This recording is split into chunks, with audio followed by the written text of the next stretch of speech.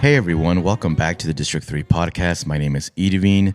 This is episode 328, and we're recording here live from the Aire office. So I recently got an Apple Watch, and the reason why I got the Apple Watch because I wanted to track my steps every time I would go to the gym or I would go for a walk, because I'm trying to hit at least 5,000 steps every day.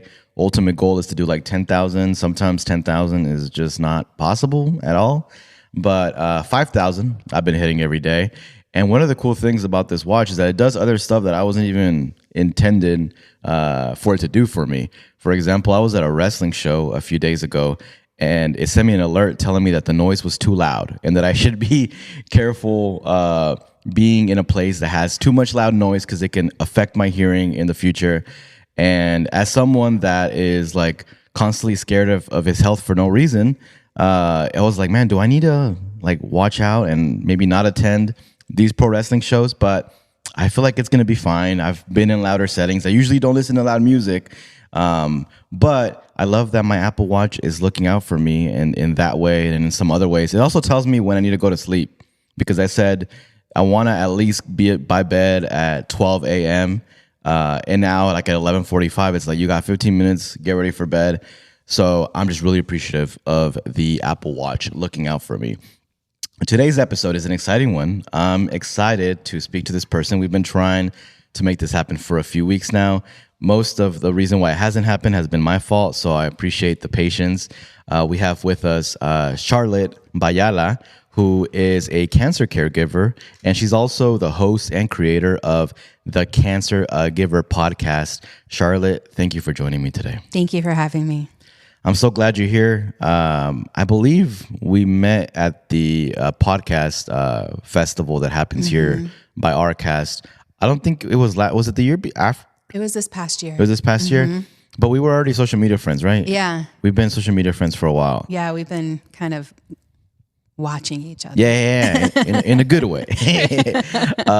And I was really fascinated by the content that you put out, just because caregiving is really a very selfless, I don't know if practice is the correct term, but it's something that you do for a family member, for a friend that you care about, and you take care of them during an illness or during anything of that sort. And so it's really, I would say, a difficult job.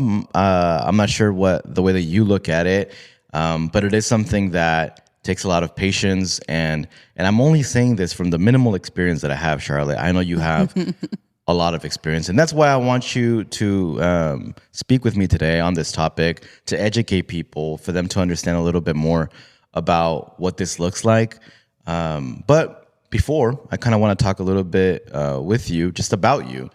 How long have you been in the area here in Northwest Arkansas? Yeah, we just hit 2 years of being here, so hasn't been for long. We moved here from Chicago. Okie dokie. Is that where you were born, in Chicago? No. I was born in Philadelphia, and my husband and I have moved about 14 times. Oh, wow. So we've been everywhere from the Northeast to the Midwest to some parts of the South. So we've gotten around and had the opportunity to meet a lot of beautiful, interesting people. So now we can say we have friends all over the place. So tell me, how does this journey begin for you? This specifically being a cancer caregiver. About 12 years ago, my husband was diagnosed with papillary thyroid cancer, and is an aggressive form of thyroid cancer. So he will continue to live with it. And in that moment, we had a young daughter who is now a grown young adult, and we were just living our lives as we thought normally we would do. And it was, he just got sick one time, and there's something showing up in his neck, and so we had it checked, and it was from the time that he was diagnosed to the time of having his thyroid removed. I want to say it was less than a month. They got in there really fast because they saw how aggressive the cancer cells were. And so since then, he's had about 9-10 different cancer-related surgeries over that period of time. And, when he was first diagnosed, I was, a full-time mom. I was also full-time working as a yoga and meditation teacher. And so I found myself not knowing how to take care of myself when the day before that, everything was perfect. I had long yoga sessions for myself. I would go to classes. I would meditate long term each day. Breathing was easy for me. And then as soon as he was diagnosed, I realized that all of my energy went to protect my family. So the role of caregiver, oftentimes you're pushed into it. It's not something you gradually see happening unless you have an aging parent or that a person has a disease that will have them need your help more over time. Was there a moment in that process when you were kind of thinking to yourself, oh, my life is about to change in the way that I, care about my personal time and the way that I navigate my life to adjust to taking care of someone? Yeah, I didn't have the realization until I realized it had gone too far. We were about 3 months into me caring for my husband. And I reached out to my primary care provider and said, look, I'm crying all the time. And she wrote back, well, I think since considering everything that you've been going through, we should start slow and you should consider beginning to maybe consider meditating. And it made me so angry because I was full-time teaching people how to meditate and teaching people how to reduce stress and how to use tools to reduce overwhelm.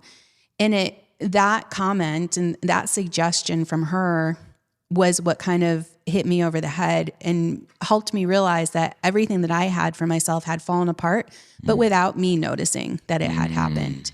Just because there was no capacity, there was no space or room inside my head to be able to try to maintain and make sure that everything possible was being done for my husband, and at the same time trying to keep life normal for my young daughter who was in first grade at the time. Wow. And everything that I had done for myself had fallen apart. I literally was flipping the switch on to like yoga and meditation mode right before walking into the room to teach, and then leaving, and it would just flip off on its own. So I was switching roles, so to speak, showing up for the people that were in my classes the way they needed me to, and then turning around and showing up for my husband and my daughter the way they needed me to. But I wasn't showing up for myself the way I needed myself to. Are there moments that you felt like you crashed out kind of during that journey where you were kind of like, oh, I'm trying to juggle everything, but this is hard? Yeah, I think there have been a lot of moments as a caregiver. You have those moments. And it's been, almost over 12 years. So there've been a lot of them. I think the thing is that I've realized over time, that I had to prioritize myself because if not, I wasn't able to show up for my husband or my daughter. I began to see the patterns of how my body would react and how reactive I would become the more stressed out or overwhelmed I was. And I didn't see there being a point in me giving up so much of my life to help my husband live and not be able to enjoy the life that we had together. So if I was always in that burnt out, stressed out mode because I was trying to keep everything together, I wasn't allowing myself to be present for the people that loved me, that were around me, and that I wanted to have fun and spend time with. And so there are a lot of moments. There are moments that, you just want to contemplate what would happen if I would just run away. What if I just didn't come back? What if I just wasn't going to caregive today and just try to just do nothing? I think all caregivers have those moments. The difference is that I say them out loud to the world in hopes that other caregivers can hear me say the things that they're trying to hide, to let them know that they are not alone, that so many of us are going through the same things, and it's completely normal. Is there something that you could advise people that are about to become caregivers because of some big event that happened in their family or their friends, maybe that you would have liked to know back then? Yeah, that no matter how prepared you think you will be for it, there will always be difficulties that you'll come across. And one of the most important things to remember is that your care needs to be just as much a priority as the person that you're caring for. Because if not, especially if you hope to be able to care for this person long term, if you don't care for yourself, then you will need someone to care for you, and then you won't be available to show up for that person that you love. Agreed. How would you say, based on your experience in caregiving, has your perspective in life changed? Yeah. There's some things that don't matter anymore. There's just some things that before cancer showed up in our home, maybe was a big deal, and now they're not. It's easier to say no to things, especially, let's say, there are things that we were expected to continue to do around holidays. Maybe travel isn't going to happen based on how my husband is feeling, or I say no to things that people expect me to say yes. I remember one time after my husband was first diagnosed, the PTA president of my daughter's school came up to me and asked me to volunteer for something, not knowing what was going on in our family. And I said, no, sorry, I can't do it. And she looked at me puzzled and then kind of pushed back and said, no, we really need you to volunteer in person. We need all the family members. And I said, I'm not doing it. And she pushed again.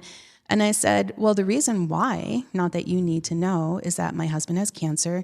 This is not a priority for me right now.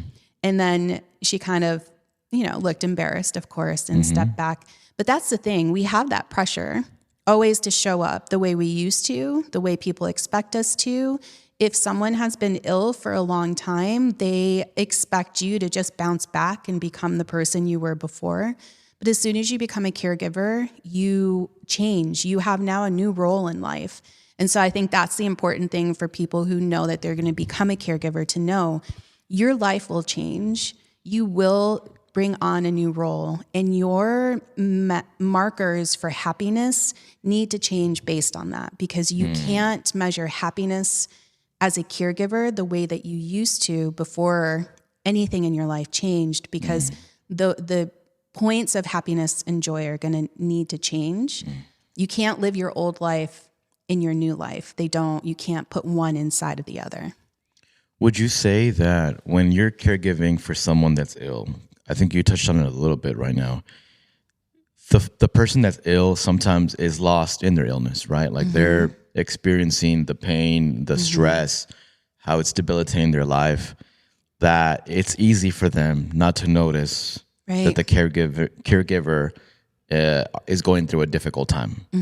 And I feel, and I talk a little bit, I mentioned to this before we recorded, and nowhere doesn't compare to your story, but my spouse was sick for a month. She was having difficulty breathing, a lot of anxiety issues, and it was really, really bad, to the point that she couldn't eat. And I was caregiving for her along with her mom. And I remember in that experience, and I never blame her, because I could not imagine what it would be like to have difficulty breathing nonstop for a whole month. Like what that does to you mentally and how that makes you feel. I remember there'd be times where I'd be caregiving and she would say stuff like, oh, you don't want to do this, or you just don't care, all these different things, right? Or you're not doing enough, kind of thing. And I tried my best not to take it personal, but it still hurt at that time, for me to be taking care of her. And maybe because she was so lost in her illness and what she was going through, that she didn't acknowledge that. Has that been a part of your journey as well, where maybe you didn't feel appreciated during that time that you were caregiving? I think it's easy to feel underappreciated by everyone at any moment as a caregiver. And unfortunately, stress changes relationships. I've seen a lot of caregiving relationships that have fallen apart because the stress was too much for the state of the relationship the way it was when someone became sick. And so for me, I've been married to my husband for 31 years. Like we've known each other since like the beginning of time, it seems. And we had a really good friendship before he was diagnosed. And we still have kind of this dynamic where if somebody is upset with the other person, we kind of name it, right? So if he doesn't give me the attention that I'd like to have, I'll let him know. Not in an accusatory way, but kind of, I had a really bad day. I needed this and I just want you to know. Because for me, for relationships, especially when caregiving is involved, there isn't a lot of time to wait for somebody to try to figure out what they did or said to upset you, right? But at the same time, our experience as caregivers and their experience as the people that are ill are two completely separate things.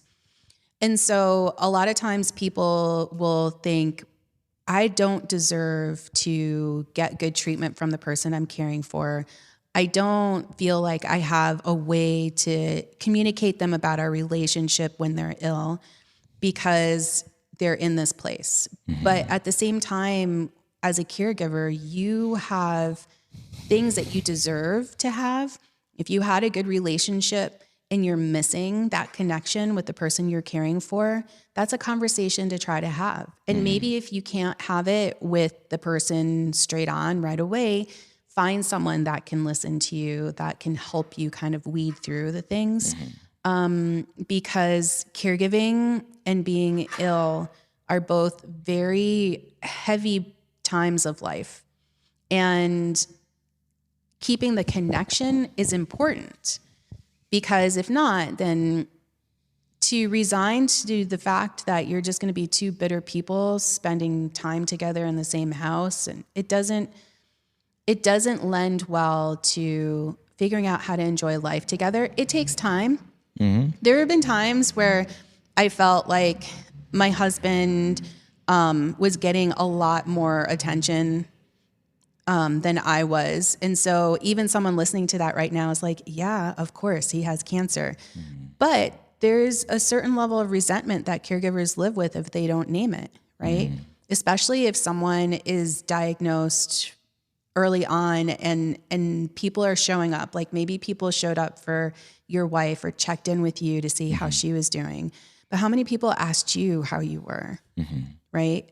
Like that starts to wear you down. And people don't realize that it's happening because none of us are talking about it, because no caregiver can feel like they can say, well, you're not checking in on me. Like I need someone to check in on me, because then the understood, unsaid rule is that you should be fine because you're not the one that's sick.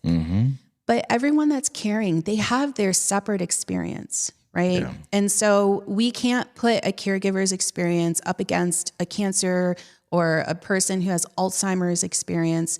They have to be able to have their own needs, their own experiences, their own hurts that are separate from the person that they're caring for. Because if we try to line them up to see who's going to win some kind of contest, it doesn't help anything.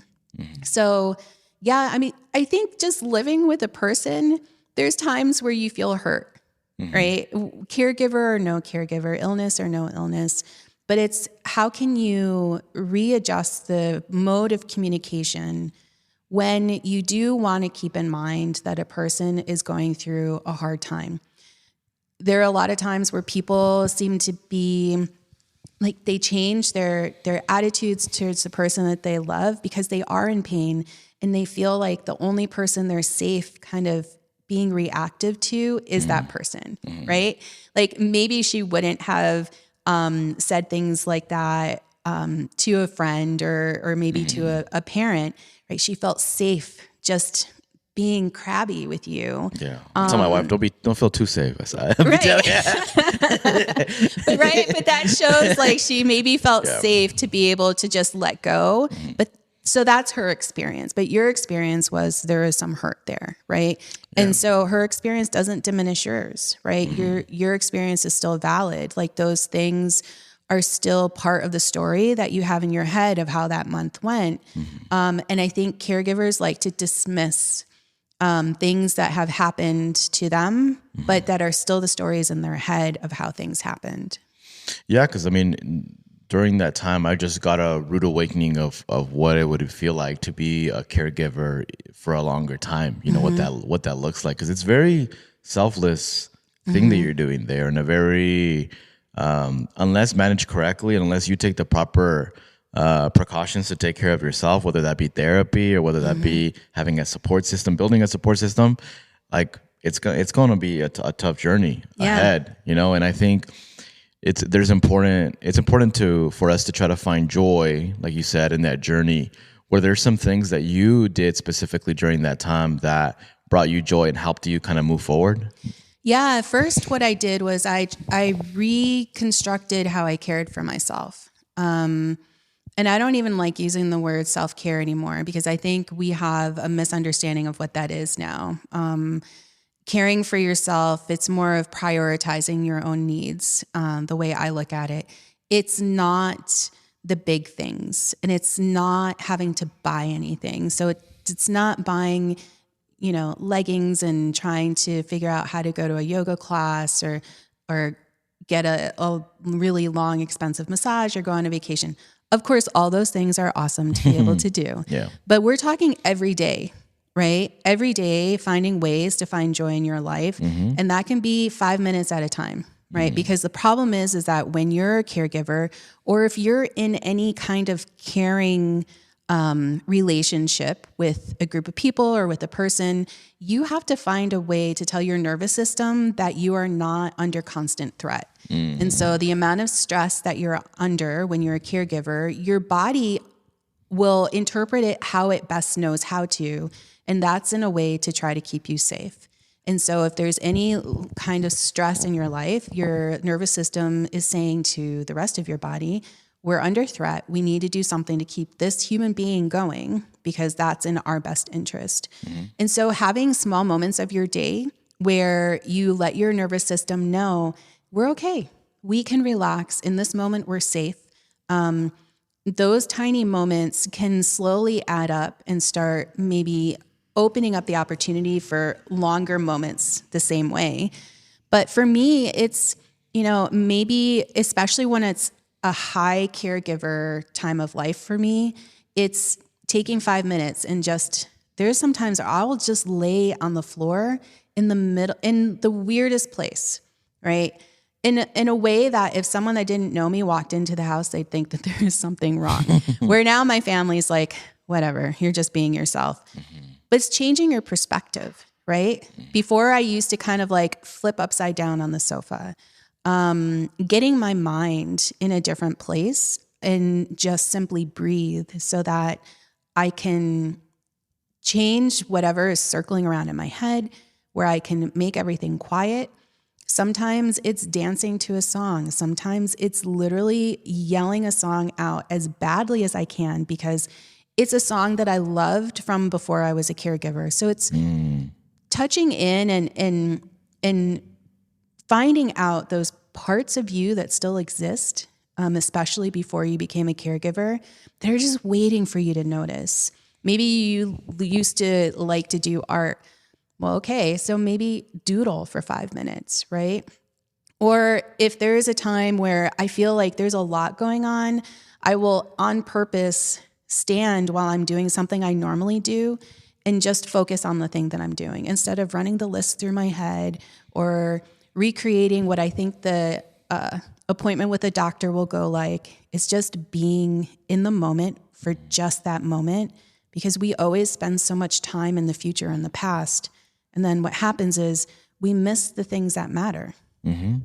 Was there a moment where you kind of told yourself, I'm doing this caregiving, I want to be more outspoken about it, and I want to advocate and bring awareness to what this journey looks like, and also make people that are caregiving feel better about their current journey that they're going through? Yeah, it was a little before the pandemic. I was working at yoga studios and I needed to figure out what kind of workshop I wanted to do, which workshops are a big deal for yoga teachers because they're on the weekends, you get more people in. And I couldn't think of the perfect title and the perfect concept for the workshop. And so I kind of fell asleep with that in my head. And when I woke up the next morning, caregiving was the answer. Like, it was almost like it was being yelled at me when I was in the middle of waking up. And that's when I started. I started putting together workshops for caregivers, but then everything shut down. And so I did have a topic list of at least a year's worth of content. And I was talking to someone and they said, you know what, you should just do a podcast. I had a microphone. I had a computer. I didn't know what I was doing. I didn't overthink it or research anything. I just wrote out what I thought someone like me would like to hear and recorded it. Didn't even think about the possibility of someone listening, right? And now 6 years later, I am concerned about the people listening, right? I want them to hear. I want more people to know that, you know, they can find joy as a caregiver, that there are things that they should feel like they deserve to have in their lives. And so it's really gone through a whole evolution of, maybe you find it the same way as the work that you're doing, where it started like slow as like a little seed and then it just kept growing the more you did it. It's important for me to continue being support for caregivers because there's so very little bit of support out in the public for them. Did you have to build your own support system during that journey, like for you? Yeah, I did. And it was, you know, friends. We didn't live near family. So there's always a really good friend. She was the one that will show up and put dinner at your front door and leave. Not that I ever hated seeing her, but you know, there are some times when you're under a lot of stress and you just don't have the capacity to entertain. Yeah. There are a lot of people who were very helpful, especially in the beginning, that worked with my husband. There are a lot of people that were around us that just came together to be able to support us. However, having said that, I find that almost all caregivers, like, we all get that support right at the beginning because it makes people feel good. It's a double-sided win, right? But then as time goes on, I mean, he's been a cancer survivor for 12 years, you know, and his type of cancer is not visible. And so I find that as you grow old into caregiving, that you have to decide what kind of support you really need. And it's easier for you to discern that, right? And it's easier for you to understand, well, I can't ask a person who loves to cook to come and mow my lawn, right? I've learned that if you're asking for help, that you have to kind of pull at the things that those people like to do because it brings them joy in a certain way to be able to help. So yeah, finding your team is important to do. I think the problem is with caregivers, a lot of times people will ask for help and those people that they're asking for help don't show up for them. It's vulnerable to ask for that. And then when people don't show up, you kind of start saying, I'm just going to do it all by myself, right? And so there are a lot of people out there who are trying to do all this by themselves when this isn't a role that can be done alone.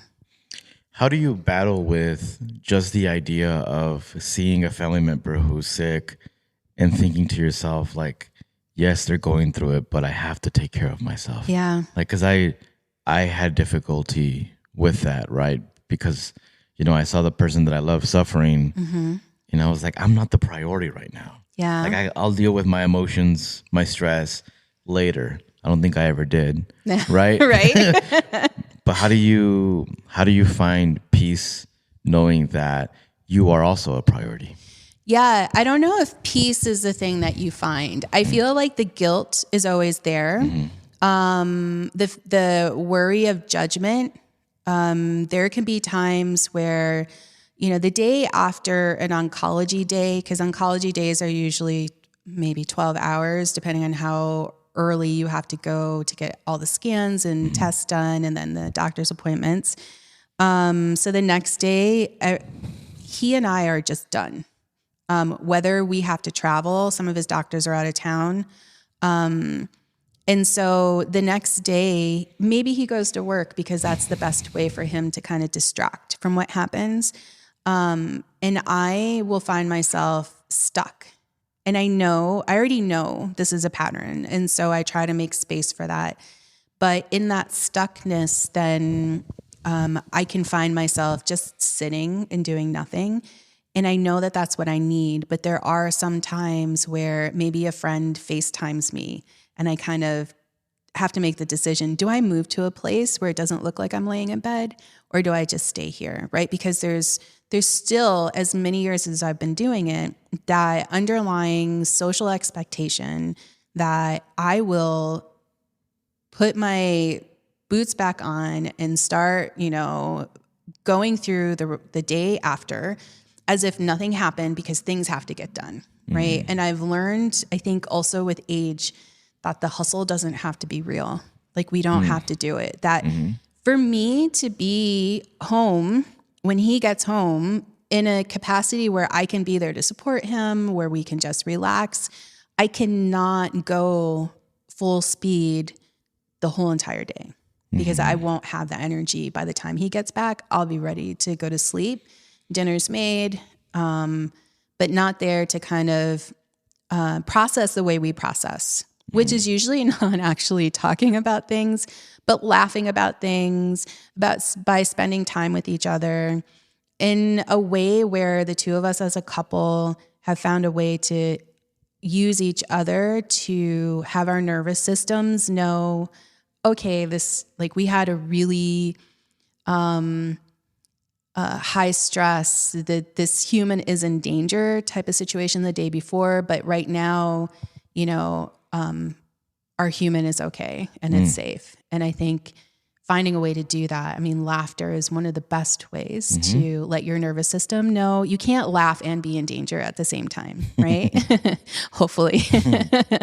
And so it's finding that, right? How can I do what I need to do for myself in the moments that I need to do them? And oftentimes it has to be as almost a form of resistance or rebellion. People expect me to not sit around, not stop doing what I'm doing, maybe not, cancel meetings because the day before, maybe my husband was in the ER. They don't need to know that, but my caregiving level of activity shot up through the roof overnight, and I can't work at full capacity, right? So especially people that have responsibilities other than caregiving, they're trying to navigate between the two, but both are invisible.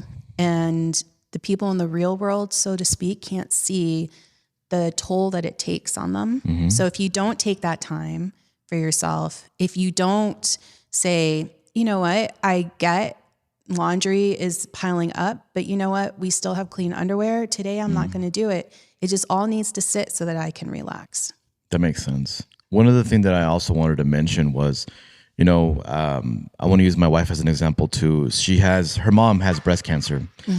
And one of the things that my wife always talks about is it almost feels like my wife also carries cancer sometimes.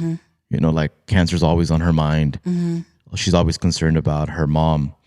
Can we also talk a little bit about, maybe family members or friends who might not be full-time caregivers, but also carry that weight with them when a family member or a close friend has some sort of illness, and how that affects those people's lives on a day-to-day basis too. Yeah, it for sure does. And I think then for people who are not the active caregivers, so to speak, but are in kind of that supporting role, they might feel like they don't have the permission to feel a certain way, right?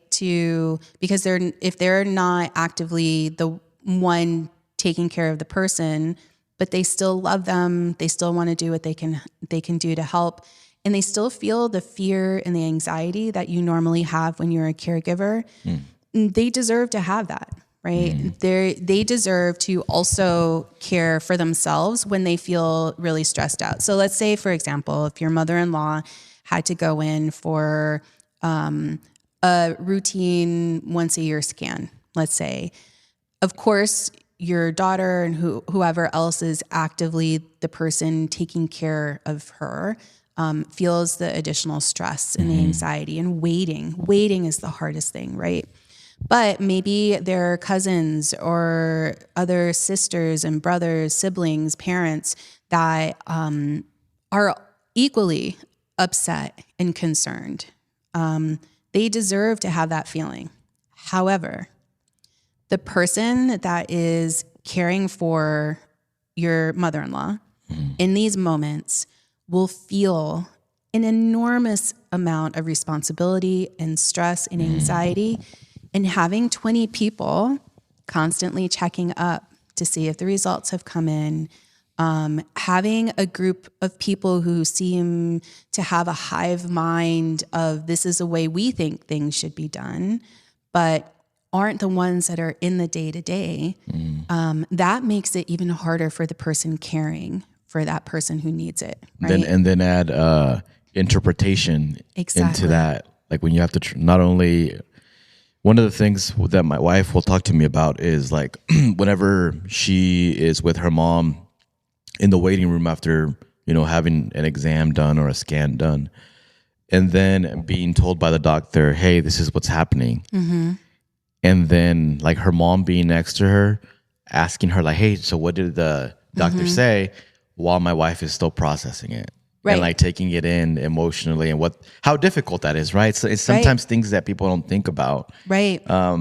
Is she interpreting English to Spanish or just interpreting English to Spanish? So here's a way a caregiver in your wife's position might ask for care is to have an interpreter come in. Yeah, she's brought that up before. Have the interpreter so that you can experience the emotions. You can actually have the freedom to try to think through what questions do I have next? Because she can't bring in information, formulate a question to try to understand something maybe she didn't understand, but then also translate it for her mom and then answer her mom's questions and then translate that question to the oncologist. It's so much extra work for your wife. If she could ask for a translator and know the fallback is if for some reason one isn't available, that she can do it. I feel like it would give her so much more space to just be present with her mom in those moments. I think a lot of it is like the guilt, right? You kind of think to yourself like, I'm able. Yeah. It'd be weird if I invite someone to come in to interpret. But what you're saying is true. I mean, especially, this is a journey. It's not like something that ends and starts and ends quickly. This is going to take a while. So you definitely want to put yourself in a situation where you can process with time and then ask whatever needs to be followed up. So I agree with what you're saying there. Well, even in English, my husband knows English. I know English. There's no interpretation language-wise that needs to be done. But this is why I asked you if it was a language interpretation or not, because the doctor can say something and I can tell my husband didn't really understand what was being said, right? And so then I would then take the moment to say, but do you understand that what this person just said means this next thing will have to happen, right? So to make sure that the person that is diagnosed understands what is actually being said, because their filter is different. They're thinking about, this is something that's happening to me. This doctor is telling me the things that either have gone right since I've seen him last or gone wrong, and then what I need to do next. And maybe isn't even putting it in the context of how this will or will not change my life, right? And so that's why it's always important to have someone in the office with you, because even if you can understand the words directly, It's the interpretation. My husband will interpret things as, things will happen the way they're supposed to. It'll all get figured out. But that's usually because I'm there figuring it out, right? And me telling him, this is what this will mean for you. Are you sure you're understanding? Are you sure this is what you want to do? Do you have any questions based on that? And so that's in a normal, without a language barrier.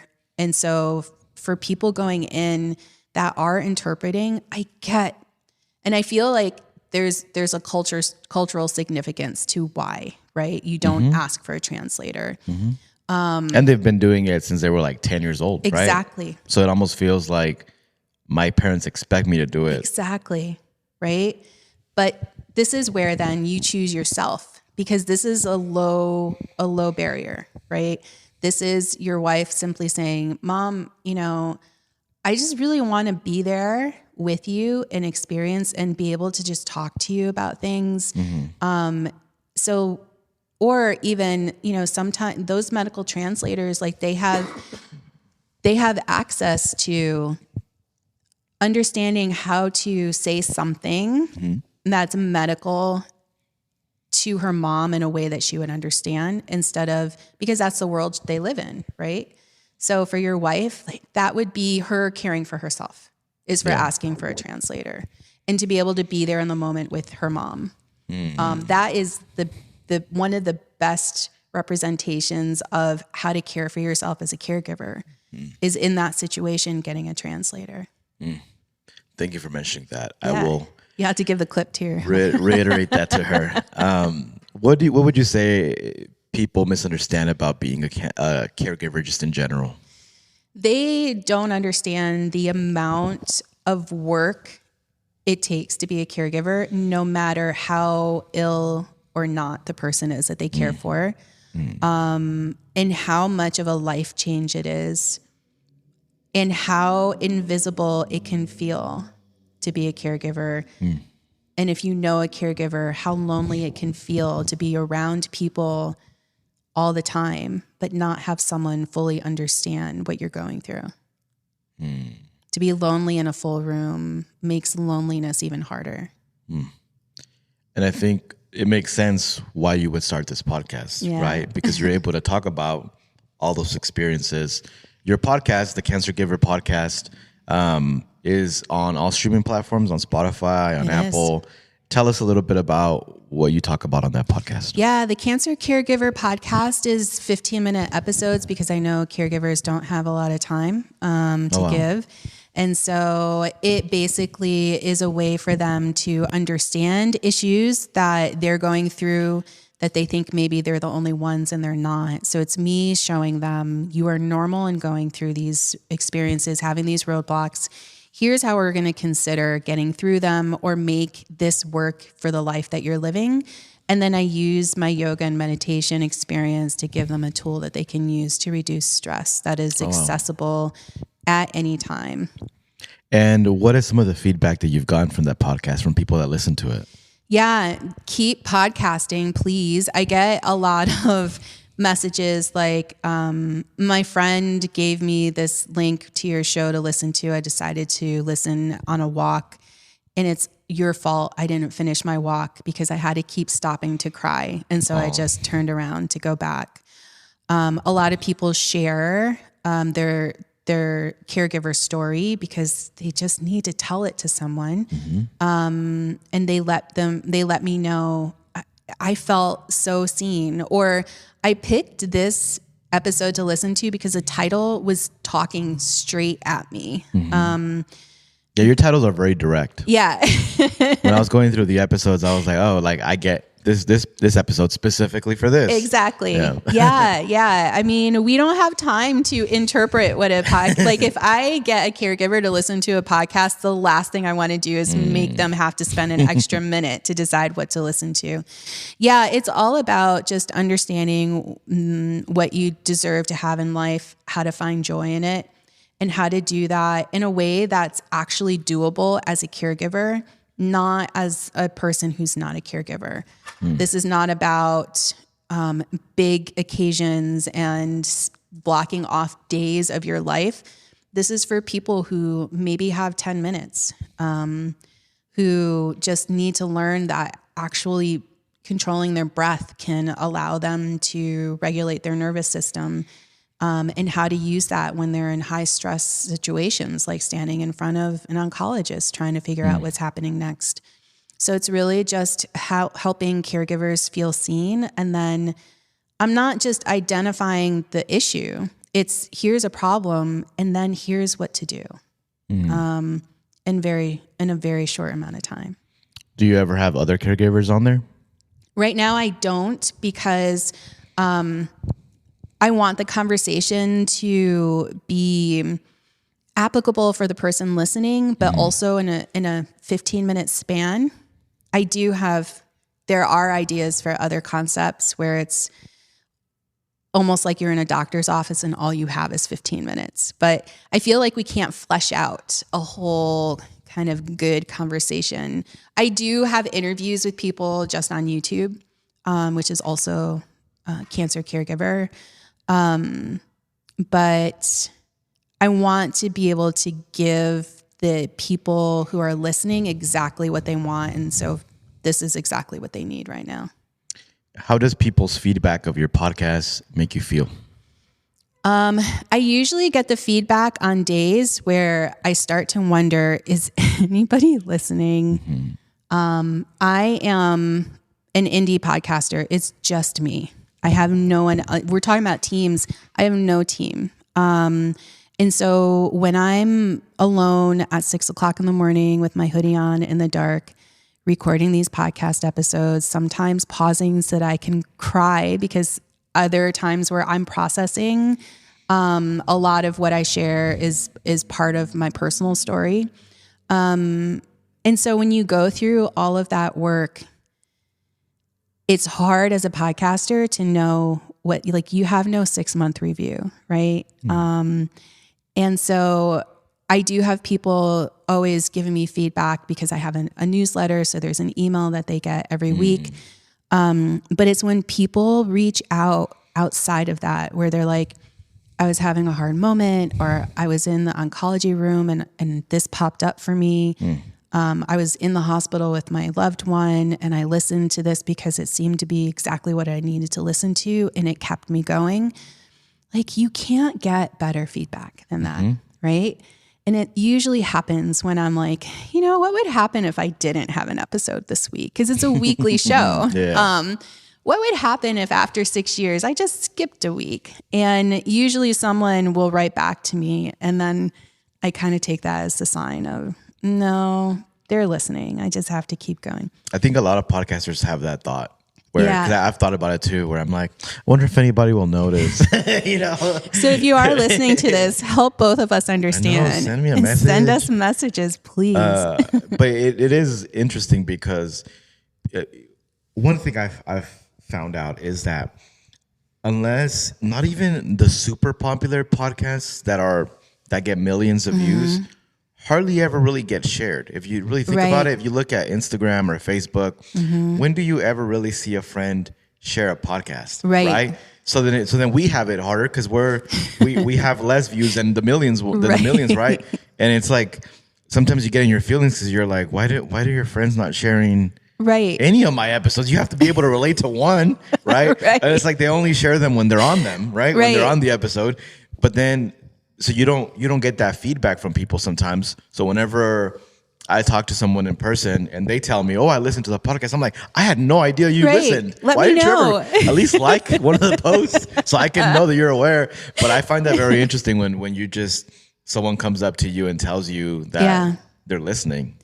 Yeah, the most surprising thing that has happened to me is I went to Minnesota to speak at a caregiver conference, and a listener decided to go because she saw that I was going to be there, and she just happened to be in town. She didn't even live in the state that the conference was at, and she waited until after my session to come up to me and say, "I listen to your show all the time."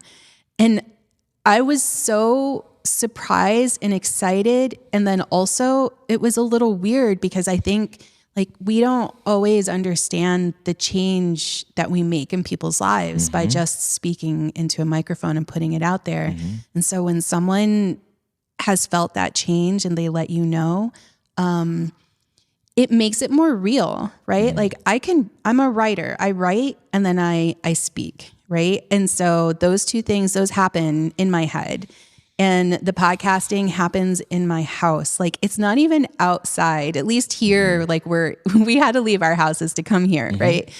But then when someone from the outside world tells you, hey, I actually came here because I want to hear more of you, that really starts to solidify how you think of yourself when you have a show. So also if you're listening, come find us in the things that we're doing out in public, because it really makes a difference. And you have won some awards. How does it make you feel to get awards for this podcast that you've created? It always feels good to have awards. But I saw that new post that you just made on social media. Yeah, I did not win an award just recently. And I laughed not because of that. I laughed because of I like what you put because you use the Oscars as. If you want to talk a little bit about. Yeah, no, I did not win an award. I did go to New York City to go to the award ceremony, which is an award to go to New York City, right? I love New York. And so today I was trying to think of, because I've not won awards before, and I have traveled actually farther to not win those awards. Last summer, I went to London because I was nominated for an International Women's Podcast Award, and knew that I had maybe a 4% chance of winning. But that wasn't what it was about. It was going to be around people that are doing the same thing, to make connections. I feel like there are people that I met in New York City this past weekend that I've known for over a year that I've never met in person, because it's so easy to do things virtually, which is awesome because we get to meet people we wouldn't otherwise get to meet. But then also we're not really having that human connection because we're not able to be there in person with them. And so going to New York City, it's that I have had to get over myself and proclaim to the world that I'm nominated for something before knowing if I've won or not, right? Which is not easy to do. And so then I get home and I'm like, well, now I have to tell everyone I haven't won. And this time around, I didn't want to do oh, it's so nice to be nominated, because it actually is. But I feel like so many people hear that. They're like, that's just a load of crap. You wanted that award, that's what Charlotte. You say, right? That's what you say. That's what you say when you don't win an award. And so I made a carousel today, and the carousel is people that didn't win awards this weekend, because it was also the Oscars. And I put myself up there with some actors and put myself in that mix, because I think also it's important to understand so many people are nominated for something, right? We're all able sometime in our lives to be recognized for being good enough to be judged. This is judging, right? If a show is good enough, if a movie is good enough, if a song is good enough, right? And it kind of, not winning, I think for some people, it takes away all of the work that it takes to get there, right? All the people that were supporting you, all the people that were excited to see that you were nominated. So for me to be in the middle of New York City in a group of professional artists that have some big shows and indie artists like me who have smaller shows, for someone in a microphone in an award ceremony that was being live streamed to hear someone say the cancer caregiver, just having someone say cancer and caregiver in an award show for podcasts is not normal. So to normalize those two words means a lot to me. Does it hurt to not win? I have to tell you, it took so much work to get there. I was like, okay, next one. Like, it doesn't put me down. It like fires me up more. Which last year it did win some awards. So that kind of like also helps fuel the whole process. But it's just getting out there so more people can understand that it exists. I get those victories that you're talking about. I feel it the same way whenever they mention our podcast, and it's like the first bilingual podcast in Arkansas. Or I also relate to what you said about the awards part, because the Arcast Awards, first year we didn't win anything. Yeah. And I know I was thinking to myself, like, not in a conceited way, but I was like, I know I put out good content out there. Like, I know that some of our episodes can be matched with anybody's episodes. Yes. So I took that as in like a challenge, and I'm like, next year we gonna win. Yeah. And we did win some next year, right? Yes. Because I think specifically, I've won several community awards, and I never really am ambitious of those. I appreciate it. I get that people see my work, all these different things. But when it comes to podcasting, this is kind of, in a way, my art. It's what I'm super passionate about, where I don't have to worry about helping people per se. It's like helping myself be happy, right? Which is important too. So that's why it mattered to me more. Yeah. Well, you need awareness, right? Even though this is a passion project for both of us, we need people to be aware that it exists. And so being nominated for something gives you a reason to play the game that people need for you to play, to speak in a way that will get their attention. And to occupy space, because you're Latina too, right? Yes. So it's like us occupying those spaces are important. Exactly. I'm Latina, and I have a podcast on a topic that there are hardly any other podcasts about. So usually I'm the only one in the room. And so it makes it hard to take up that space, though, doesn't it? Like, it's hard to say, yeah, you need to look at me, you need to listen to my show, when also you don't know what the outcome is going to be. Like, and the only way you can do that is to have full faith, like you said, that your content is good. It all really comes down to the episode that's being listened to, the judge that's listening to it, how many other things that they've listened to. And it's one person sometimes. So for me, I know someone listened to what I submitted and said, yeah, this is good enough to be judged again.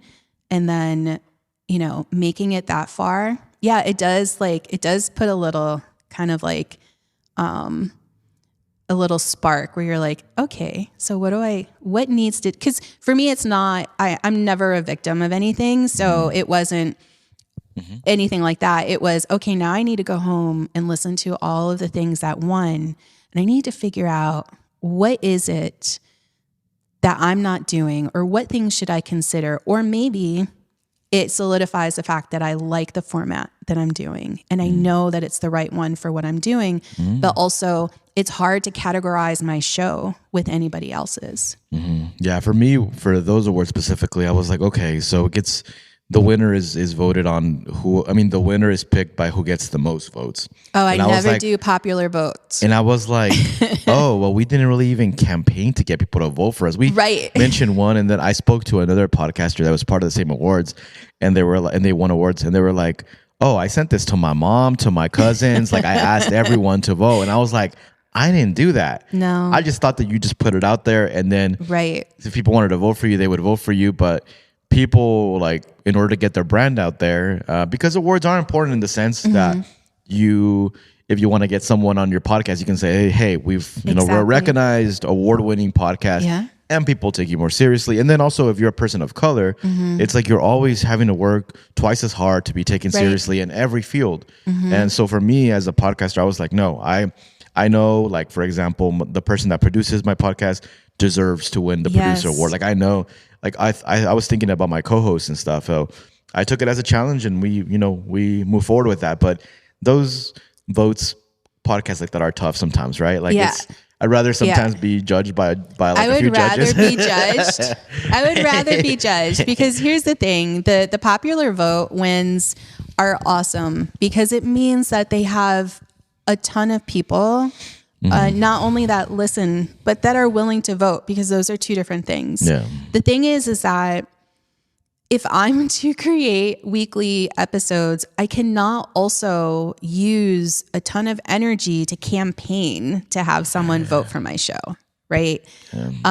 So I have I mean, the one that I was just nominated for, they had a separate popular vote. I knew it was there. People could have voted every single day. I didn't tell anybody because I'm like, I just want the judge to decide. And I don't need an extra thing. And quite honestly, there were shows that were nominated that won the popular vote award for their category, but then they didn't win the award for their category. And for me, I would rather have the category win, the judged win. I don't know. I've never been in the popularity from very young. Like I didn't care. And so as an adult, I care less. I think mainly because of what we talked about before, because I know the difference that I make in people's lives because they let me know. Yeah. I think you can see the change that you make in the world without needing a popular vote. Yeah, and it's important to stick to the way that we want to, make our art. You know, if we think that it's touching people's hearts, it's making an impact in people's lives, like why change it? Right. Exactly. So I subscribe to that. But where can people find you on social media and anything else online where people can find you, Charlotte? Yeah, they can find me on Instagram. It's at Cancer Caregiver Podcast. The website is Cancer Caregiver Podcast, or they can find me at charlottebayala.com. And any final message that you would like to leave for any caregiver listening to this podcast episode right now? Yeah, you're not alone. We're all here around you. You just have to reach out and become curious about how to get the help that you need. Thank you so much for your time, Charlotte. We really appreciate you being on this podcast. On episode 328 of the District 3 podcast. Go check out Charlotte's podcast. We're going to put links whenever we post this episode where you can go check out all her stuff. But for everybody listening, that was the end of this episode this week. My name is Edwin, and I am signing off.